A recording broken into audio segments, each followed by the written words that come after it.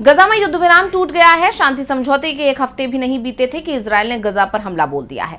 यह घटना ऐसे वक्त में घटित हुई है जब अमेरिका ने हमास की तरफ से हमले की चेतावनी दी थी। ऐसे में अब 2 साल से चल रही जंग के दोबारा शुरू होने की आशंका जताई जा रही है। तो क्या गजा में फिर छिड़ेगी जंग? आइए देखते हैं क्या है इस क्षेत्र के मौजूदा हालात। इजरायल ने गजा में युद्ध विराम तोड़ दिया है। इजरायली सेना ने गजा में हवाई हमला किया है। इजरायली मीडिया का दावा है कि 19 अक्टूबर की सुबह दक्षिणी गजा में राफा के पास इजरायली सेना पर हमला हुआ, जिसके बाद आईडीएफ ने जवाबी कार्रवाई में ये हमले किए। इसके अलावा इजरायली नौसेना के जहाजों ने तटरेखा की ओर भारी गोलीबारी भी की, जिसके बाद इस क्षेत्र में दोबारा जंग की आहट सुनाई दे रही है। खबर यह भी आ रही है कि इजरायल के राष्ट्रीय सुरक्षा मंत्री इतामार बेन ग्विर ने प्रधानमंत्री बेन्यामिन नेतन्याहू से सार्वजनिक रूप से अपील की है कि वे गजा पट्टी में सैन्य अभियान दोबारा शुरू करें।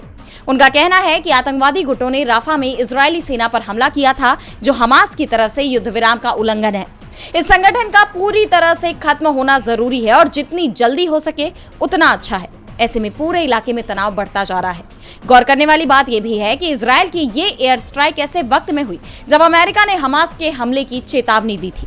युद्ध विराम समझौते पर गारंटी देने वाले देशों को चेताते हुए अमेरिकी विदेश मंत्रालय ने कहा है कि हमास गजा में फलस्तीनी लोगों पर सुनियोजित तरीके से हमले की तैयारी कर रहा है।